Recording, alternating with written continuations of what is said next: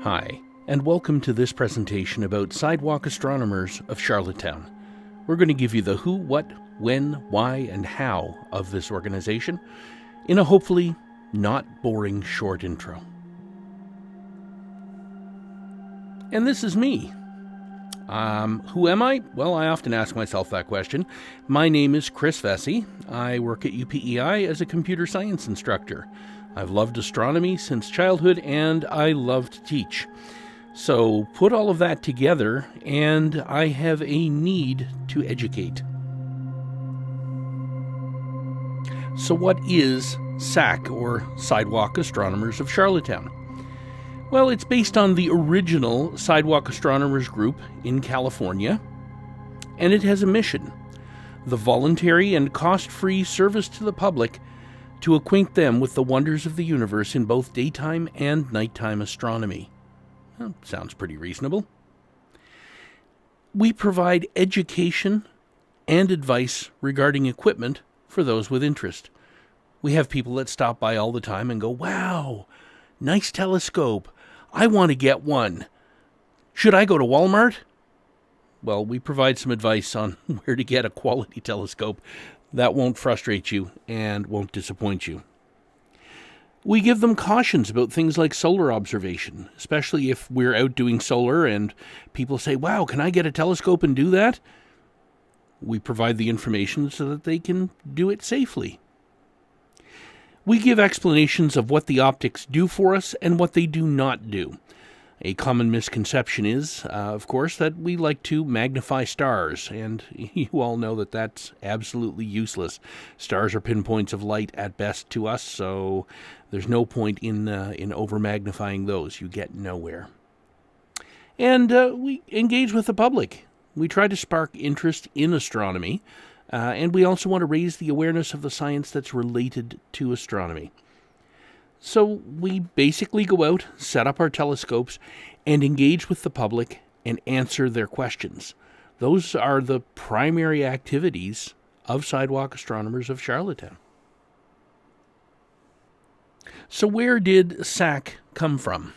Well, in 2012, Keith Cooper sets up his Celestron CPC 1100 telescope down at Victoria Park, and many passers-by are stopping to have a look. He's been doing that for a little while at this point, but just as a solitary thing, going down, setting it up, enjoying the views, and sharing them. I happen to drive through Victoria Park, and I see him and his scope. And, of course, curiosity gets the better of me, so I stop to have a chat, because that's a really nice scope. And the only one that I've used that's similar to it would have been the one at UPEI back when I was a student here. We had a C14 back then, and it was a beautiful large telescope with amazing views, and I always used to think, man, to own one like that. So I find out through discussion that I taught his son about 8 years prior to 2012, back when his son was at UPEI studying computer science. So I tell him about my interest in astronomy, and we become friends. So there's a picture of Keith with his CPC 1100 on his deck at his home. So then a discussion was had.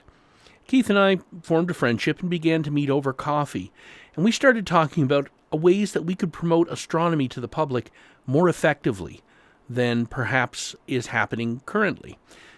Most people are unaware of astronomy clubs that exist. Unless they know about astronomy, they wouldn't know to search for a club. So that kind of is a self-limiting thing, as with any of these interests. Often the interests will spread by word of mouth. You know, somebody tells their friend about this cool thing that they're doing, and people get involved. But astronomy doesn't seem to be spreading the way we would like it to. So Keith mentions to me about John Dobson's Sidewalk Astronomy program that was done in California, how he set up a telescope and people just came over and had a look through it, and he provided free education to people about what was going on in the sky. And Keith wondered if we could do the same here, and I agreed with him. Sure, there's no reason why we couldn't do that. And from this discussion, the structure, or as we would rather say, the non-structure of SAC was devised. So here in the pictures you can see John Dobson. He invented the Dobsonian mount. You're probably already aware of this, but in case you're not, a Lazy Susan-style mount on which you can put a Newtonian optical tube assembly, or an OTA. And he's acknowledged as the original sidewalk astronomer. His dedication to public education was the model that we used in forming this group. So, some of the guiding principles about SAC. First of all, SAC is not a club. It has no formal structure, no officers, and no dues or fees. It's designed that way on purpose. It was never meant to have any sort of leadership. That tends to be a burden in many groups. Finding someone who will take the presidency, be the secretary, be the treasurer, handle the money, because there are responsibilities with those. So we just decided, we're not going to have that. It's going to be a loose affiliation of astronomers with equipment, and also the public that they serve voluntarily and without cost. So the idea was, take people who are willing with their own equipment, who will go out into the public and set their equipment up and show people the wonders of the universe without charging them anything. So SAC is open to all who support the mission of public education at no cost. We always welcome new teachers, and of course, the public is free to come by and have a look through our equipment at any time. And right here is the Skywatcher Classic 200p 8-inch Dobsonian. That's one of the models that Keith and I did fundraising for to supply interested schools and libraries with telescopes. I actually own one of these myself. It wasn't labeled the Classic 200p when I bought it, but it's the exact same scope. So we formed an initiative called Scopes for Schools and later Scopes for Libraries. We sold raffle tickets, and we also solicited donations from, both wealthy individuals and other organizations to secure funds to provide telescopes to interested schools and later to public libraries. And this was a very successful program. Not sure how many of the schools are still using the equipment, but the libraries have nice telescopes available that people can access. They can borrow them for free and use them. Even the UPEI library, which is technically a public library because anybody can get a library card for it, has a 6-inch Dobsonian scope that's available. A lot of people don't know that, so, if people are looking for a scope and, oh no, the one that the public library is signed out in my area, or the two that we have downtown in Charlottetown are signed out, check UPEI. Chances are it's going to be there. So there's a picture from a CBC article, which was a promo shot for Scopes for Schools. So what do we do? Well, SAC operates in public locations inside the city, which means that usually there's a lot more light pollution than most of us would want. But the point is that the public is unlikely to come to a darker sky location if they've never looked through a telescope, because it just seems like too much of a hassle. If I say, hey, I am going to be setting up this evening on the North Shore inside the provincial park, so if you go up to Brackley Beach area and through to Cove Head to this location, I'll be set up in that parking lot. It's a nice dark sky, northerly view area. And I bet you I will have nobody there at all except people who have come up there for some private time in their cars. And they usually turn around and leave when they see somebody with a big telescope. But yeah, we don't get very many people if we do that. So we focus, on the brighter, easier to see objects that you can see anywhere on PEI and use those for our public outreach. So setting up a telescope and looking at the moon, obviously. Looking at Jupiter or Saturn. Venus would be another bright target. And in some locations, we can even get, in the right time of year, the Orion Nebula. And brighter structures like that can be visible. So we have to keep in mind that we're doing this for public outreach, and this is first contact for almost anyone that we're going to meet up with. So they've never looked through a telescope at all. A dark sky location, obviously superior. But if you've never seen anything before, the view you get from within Charlottetown of Jupiter is pretty darn good. You can see the details that are on Jupiter. You can see the cloud bands. You can see the principal Jovian satellites. So it's not that bad, and it's a really great way to engage with people. They're driving by or walking by, and they see somebody with a telescope, and they're like, I wonder what they're up to. And they come over and inquire, and that is how we make our contacts.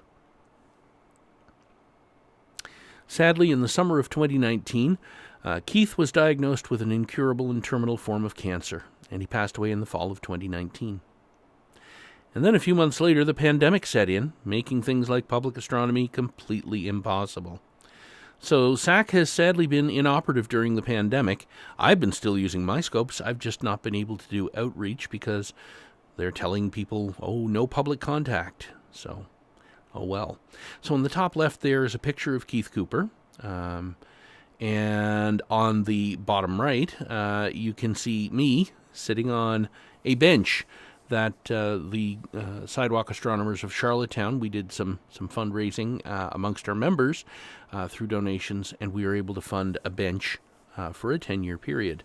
And it has a plaque. It wasn't mounted when this photo was taken, but it's behind my back area on that bench. It faces out over the water. We placed it there because most people that want to use the bench will probably want to look out over the water.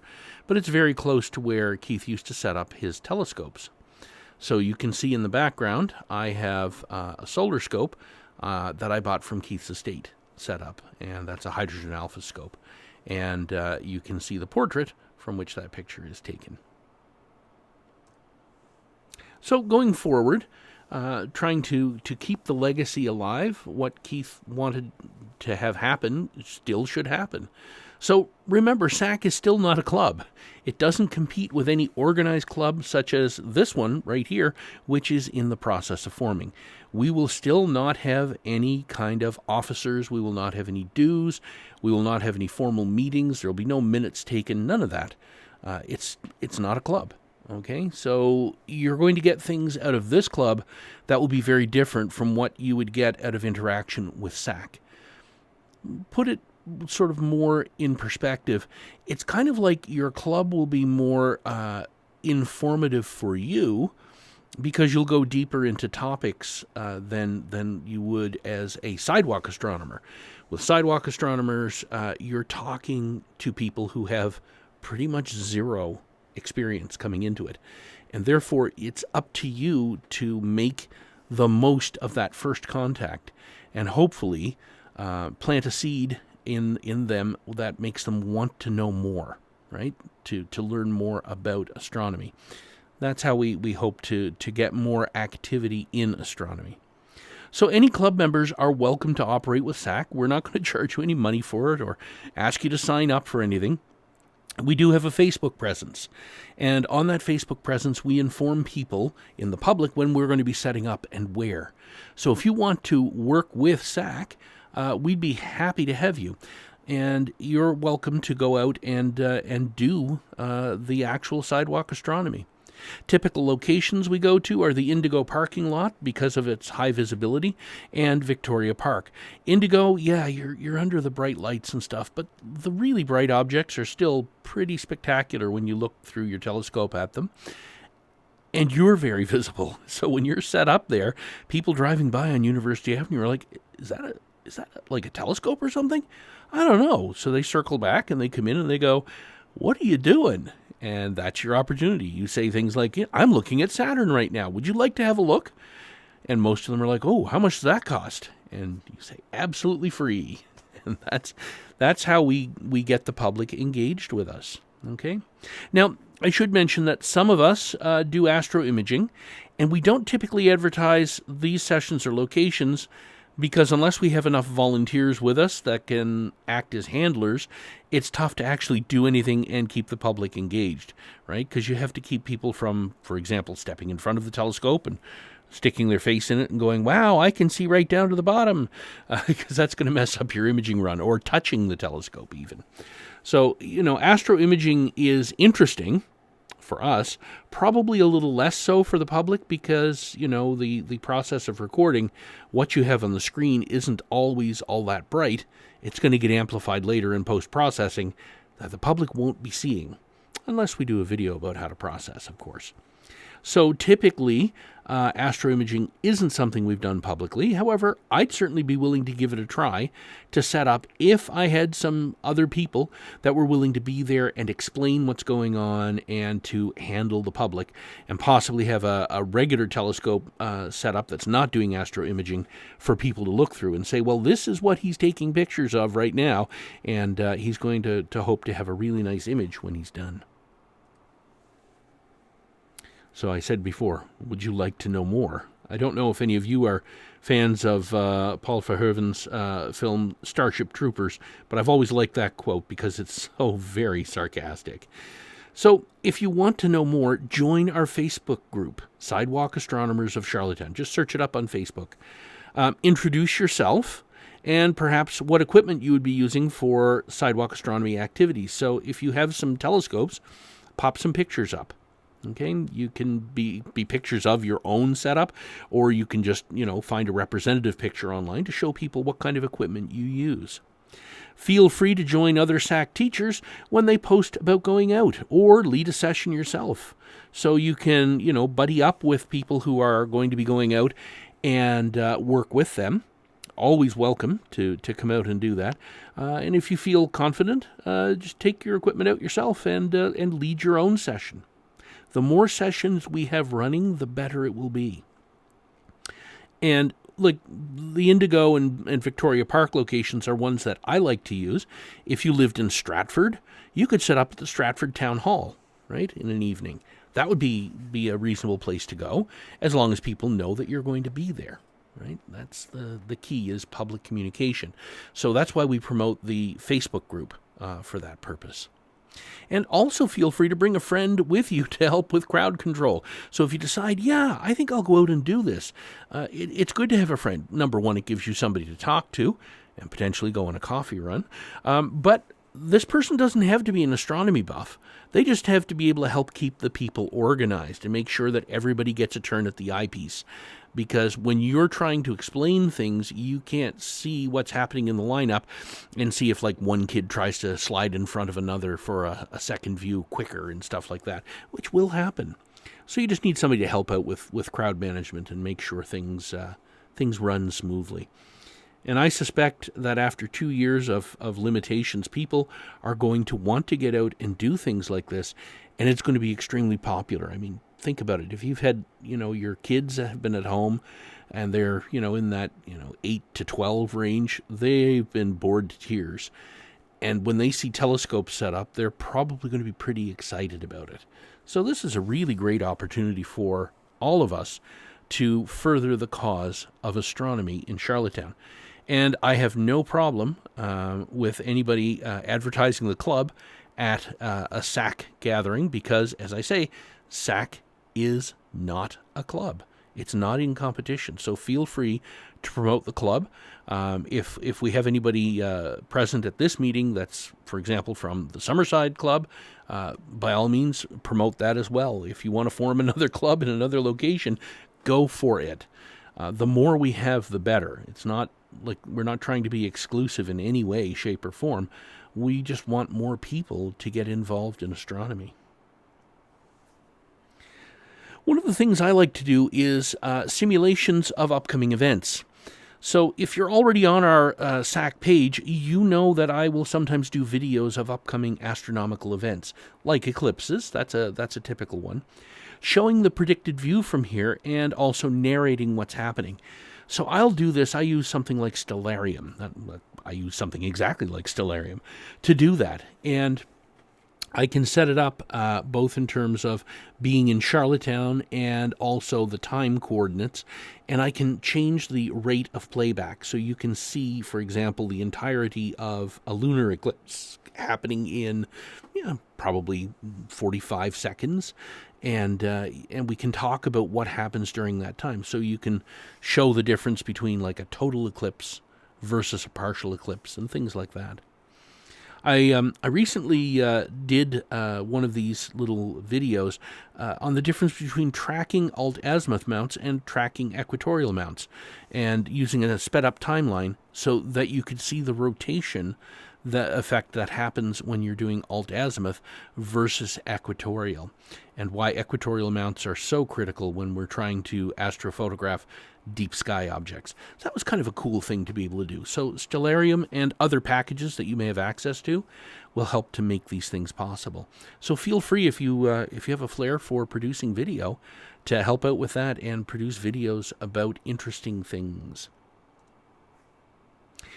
Do you have new ideas? If so, bring them. I am by no means the final word in anything, and most especially astronomy. There are many people present at the meeting tonight that have much more experience than I do. Yes, I've been doing astronomy since I was a kid, but my first formal astronomy education, outside of like the usual stuff they do in grade school, happened at university. I took the 2 astronomy courses that were available, and I served for a couple of years as the astronomy observatory tech. So I would go up with students and help them complete their homework assignments to make observations and to do sketches and things like that. So yeah, there's lots of people here that have a longer history than that. That would have been between 86 and 90, so some people here have a lot more experience. If you are willing to share your knowledge, then you have what it takes to be a part of Sidewalk Astronomers of Charlottetown. You can contact me by email, cvessi@gmail.com, or you can get in touch with me through the Facebook group. And once again, thank you for your time and attention to this presentation. I hope I haven't bored you too much. And I'm looking forward to hopefully seeing some of you at some of our events. And depending on when you select for club meetings and things, I might be able to attend.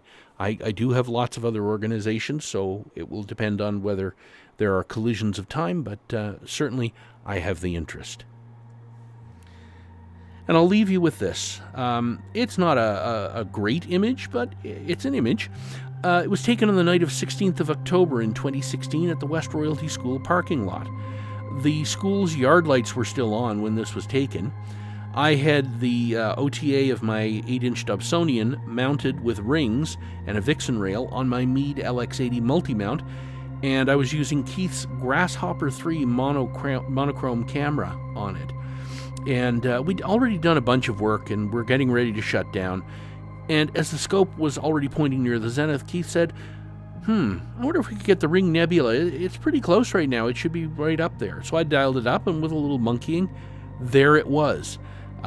It was finicky to get it to line up because of the way the scope was configured. It moved around pretty quickly, but we got it into position, and we did an imaging run on it. And at first, it just looked like a smudge, and I didn't think much was going to come out of it. And then after some processing, we got this. Now, obviously, there are, lots of artifacts and aberrations in this image, but it just goes to show you, at least you're having fun, right? And if you compare it with other monochrome images, you can definitely see it is the Ring Nebula. And, a further challenge would be to image it in color. So astronomy and astrophotography, truly cool things. Either way, thank you for watching.